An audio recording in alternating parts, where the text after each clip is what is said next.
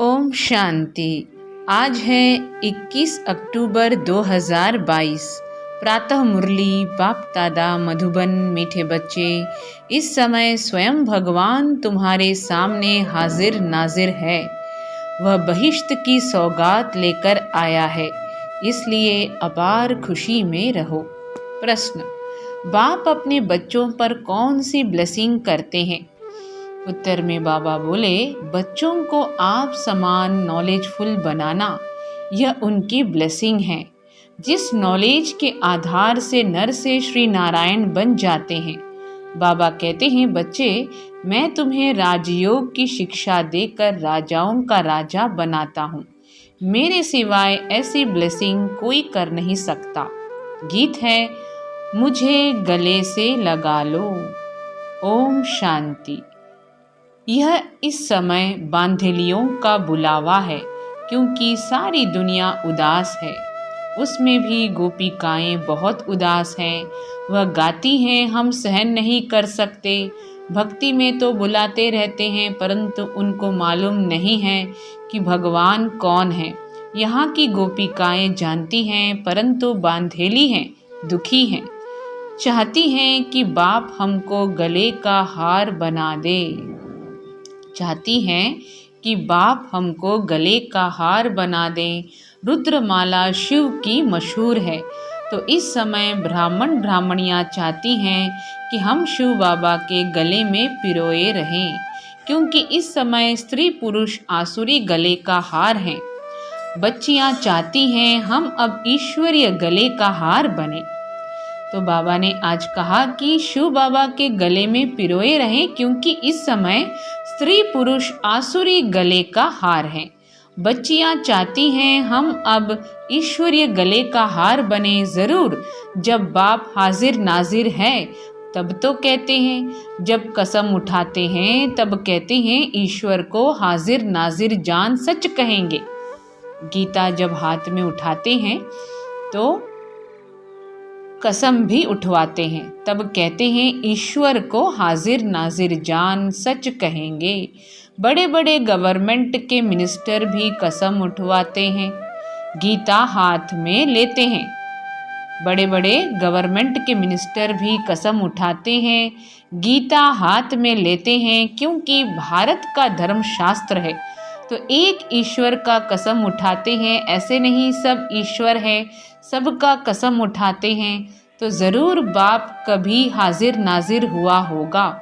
इस समय तो नहीं है, सिर्फ तुम्हारे लिए हाजिर नाजिर हैं, जो तुम बच्चों को पढ़ा रहे हैं। शिवरात्रि भी मनाते हैं, ज़रूर आया होगा। कैसे आया, क्या आकर किया, यह कोई को पता नहीं है। इतना बड़ा सोमनाथ का मंदिर है, परंतु उसने क्या किया वह पता नहीं, क्योंकि शिव के बदले श्री कृष्ण का नाम डाल दिया है।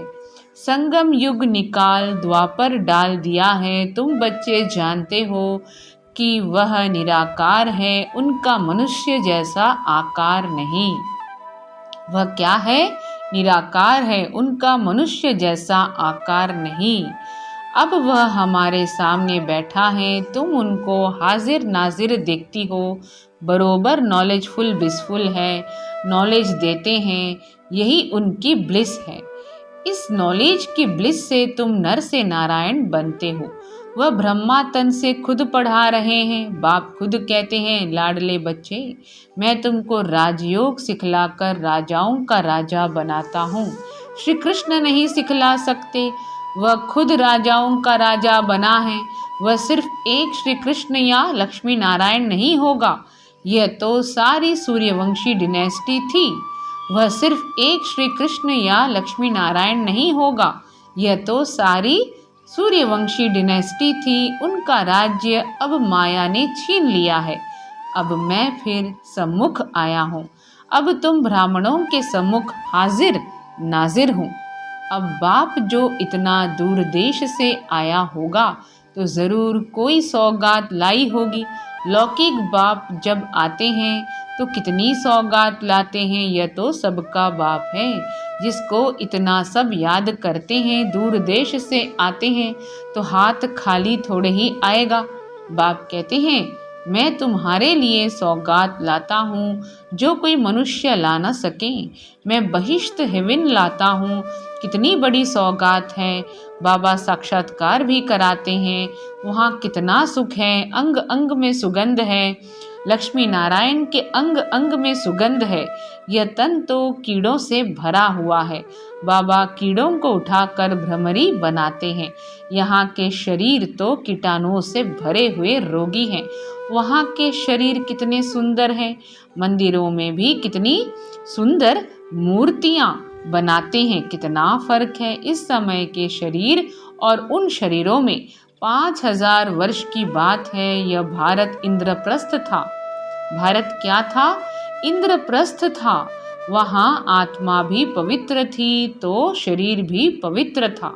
बाबा ठिक्कर के बर्तन से तुमको सोने का बर्तन बनाते हैं। बाप तुम्हारी पूरी सर्विस कर क्या से क्या बनाते हैं। बाप का भी क्या पार्ट है।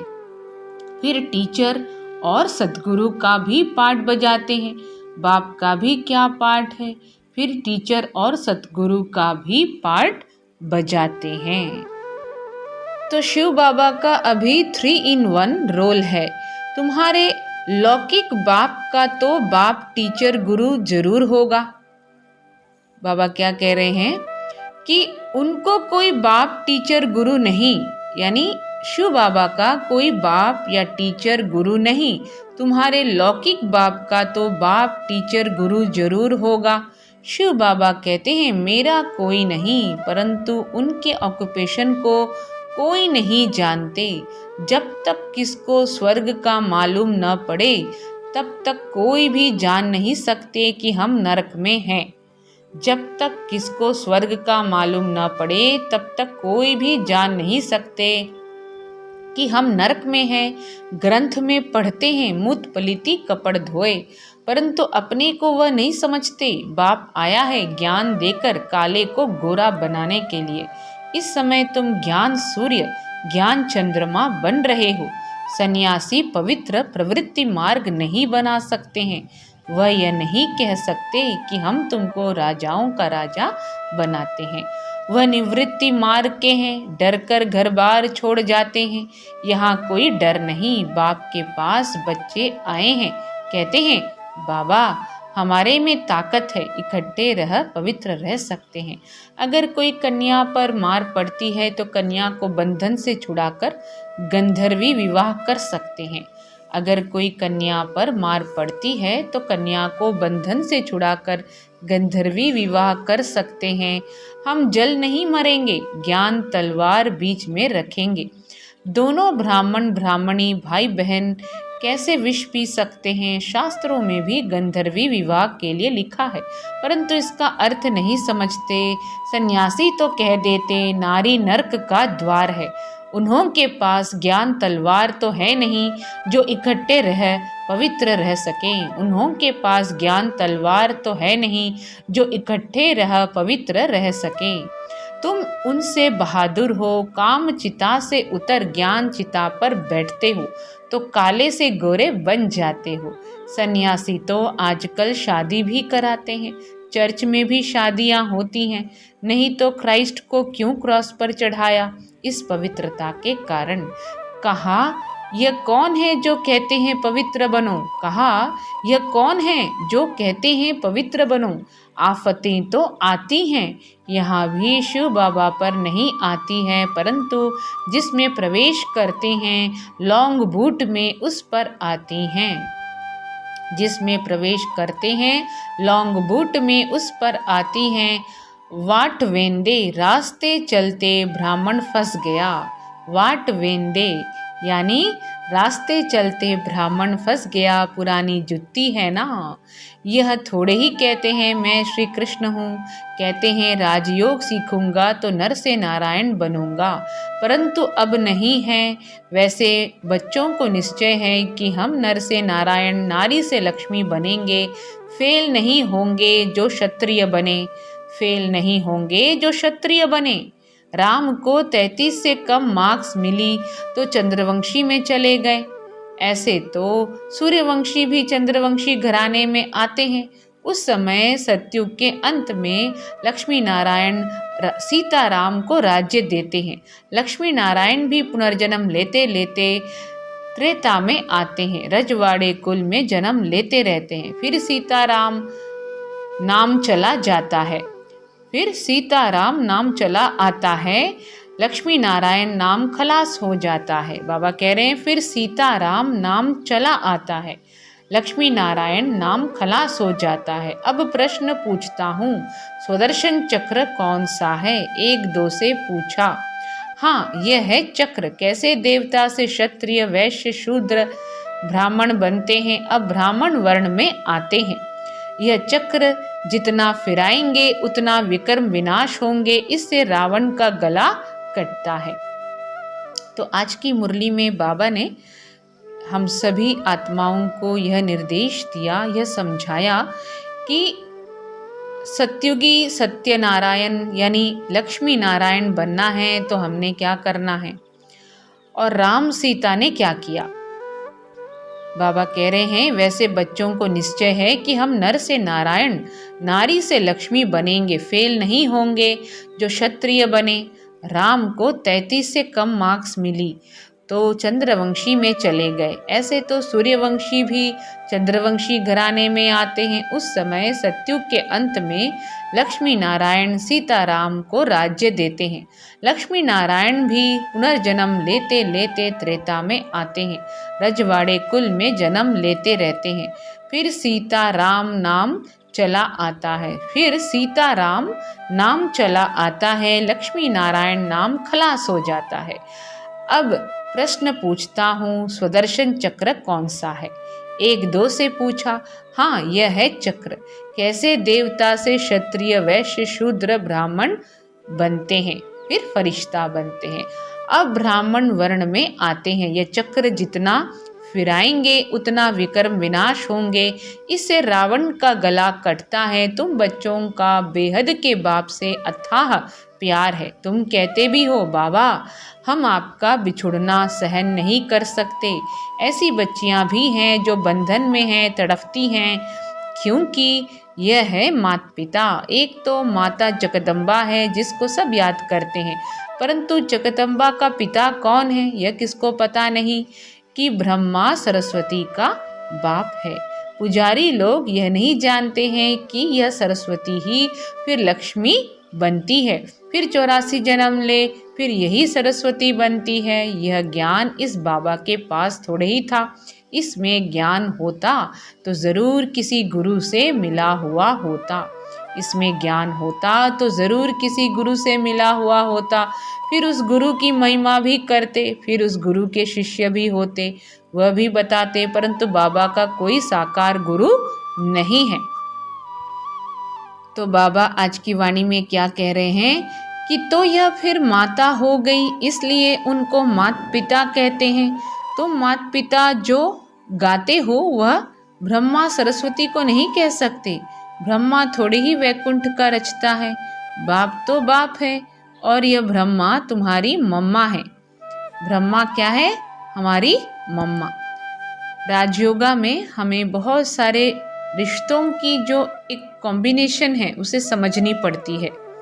राजयोगा का मतलब ही है कि स्वयं पर राज्य करना, और अलग अलग जो भी रिश्ते हैं, बाबा किस कॉन्टेक्स्ट में क्या कहना चाह रहे हैं वो हम समझें, वह भी बताते। परंतु बाबा का कोई साकार गुरु नहीं। बाप कहते हैं मैं तुम्हारा बाप, टीचर, गुरु हूँ, मैं इस पुरानी जुत्ती में बैठ पढ़ाता हूँ। तो यह फिर माता हो गई, इसलिए उनको माता पिता कहते हैं। तुम माता पिता जो गाते हो वह ब्रह्मा सरस्वती को नहीं कह सकते। ब्रह्मा थोड़े ही वैकुंठ का रचता है, बाप तो बाप है, और यह तुम्हारी जो ब्रह्मा है वो मम्मा है। कलश पहले इनको ब्रह्मा को मिलता है, परंतु सरस्वती की महिमा बढ़ाने के लिए उनको आगे रखा है। सरस्वती का नाम गॉडेस ऑफ नॉलेज मशहूर है।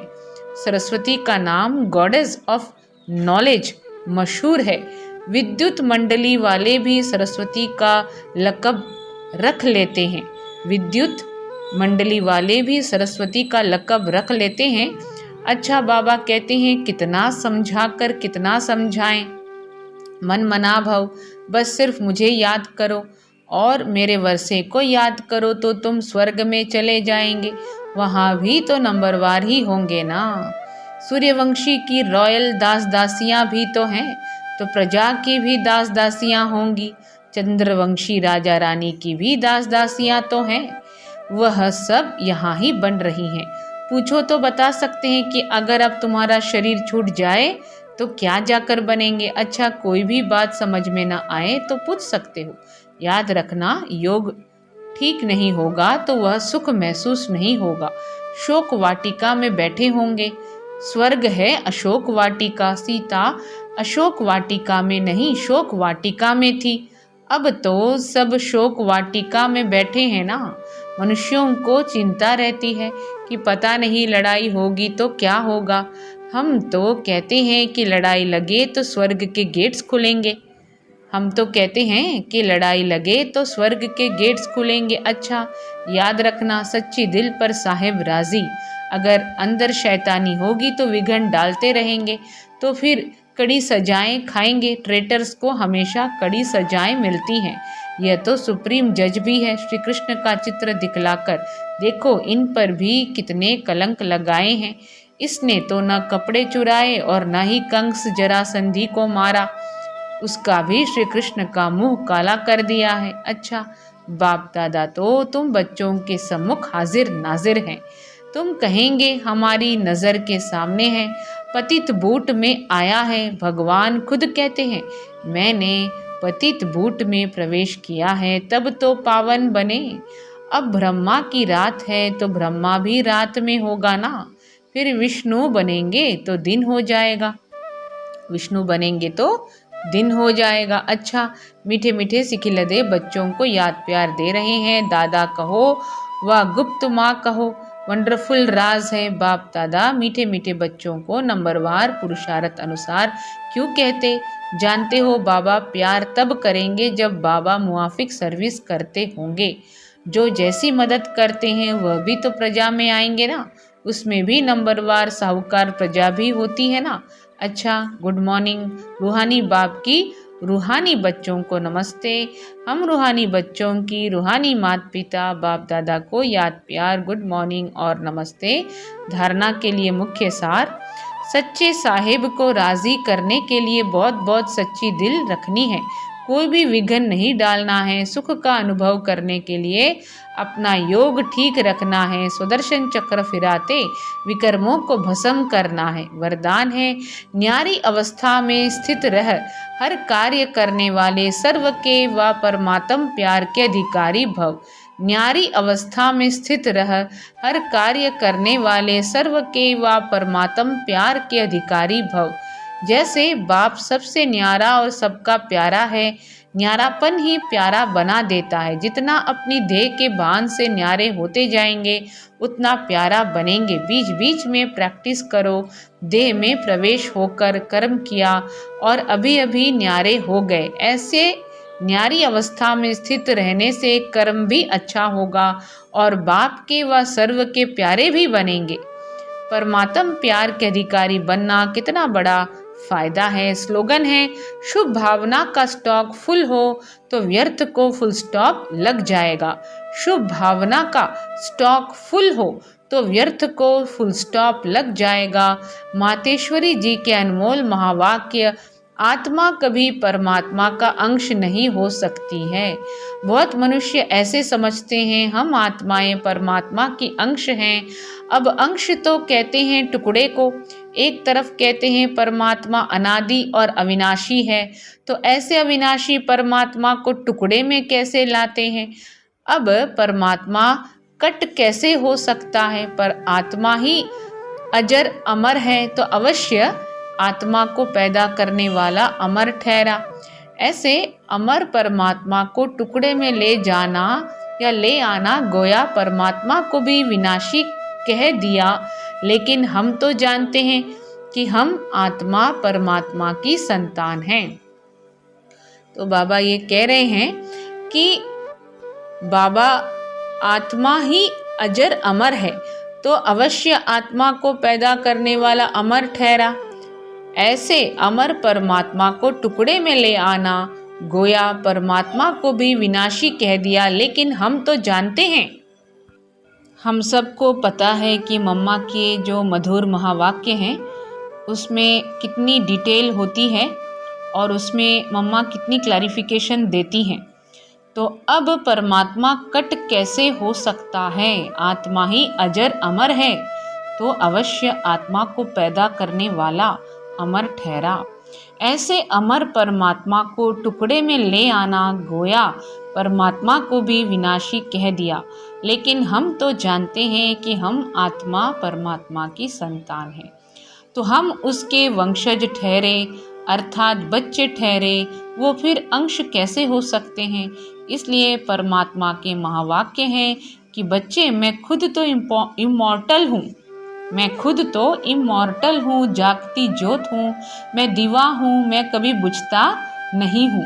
और सभी मनुष्य आत्माओं का दीपक जगता भी है तो बुझता भी है। उन सबको जगाने वाला फिर मैं हूँ, क्योंकि लाइट और माइट देने वाला मैं हूँ। बाकी इतना ज़रूर है, मुझ परमात्मा की लाइट और आत्मा की लाइट दोनों में फ़र्क अवश्य है। जैसे बल्ब होता है, कोई ज़्यादा पावर वाला, कोई कम पावर वाला होता है, वैसे आत्मा भी कोई ज़्यादा पावर वाली, कोई कम पावर वाली है। बाकी परमात्मा की पावर कोई से कम ज़्यादा नहीं होती है। तभी तो परमात्मा के लिए कहते हैं कि वह सर्वशक्तिवान है, अर्थात सर्व आत्माओं से उसमें शक्ति ज़्यादा है। वही सृष्टि के अंत में आता है। अगर कोई समझे परमात्मा सृष्टि के बीच में आता है, अर्थात युगे युगे आता है, तो मानो परमात्मा बीच में आ गया, तो फिर परमात्मा सर्व से श्रेष्ठ कैसे हुआ? अगर कोई कहे परमात्मा युगे युगे आता है, तो क्या ऐसा समझें कि परमात्मा घड़ी घड़ी अपनी शक्ति चलाता है? ऐसे सर्वशक्तिवान की शक्ति इतने तक है, अगर बीच में ही अपनी शक्ति से सबको शक्ति अथवा सद्गति दे देवे, तो फिर उनकी शक्ति कायम होनी चाहिए। फिर दुर्गति को क्यों प्राप्त करते हो? तो इससे साबित सिद्ध है कि परमात्मा युगे युगे नहीं आता है, अर्थात बीच बीच में नहीं आता है। मम्मा ने क्या समझाया कि ऐसे सर्वशक्तिवान की शक्ति इतने तक है, अगर बीच में ही अपनी शक्ति से सबको शक्ति अथवा सद्गति दे देवे, तो फिर उनकी शक्ति कायम होनी चाहिए। फिर दुर्गति को क्यों प्राप्त करते हो? तो इससे साबित है कि परमात्मा युगे युगे नहीं आता है, अर्थात बीच बीच में नहीं आता है। वो आता है कल्प के अंत समय और एक ही बार अपनी शक्ति से सर्व की सद्गति करता है। जब परमात्मा ने इतनी बड़ी सर्विस की है, तब उनका यादगार बड़ा शिवलिंग बनाया है और इतनी पूजा करते हैं, तो अवश्य परमात्मा सत भी है, चैतन्य भी है और आनंद स्वरूप भी है। अच्छा, ओम शांति।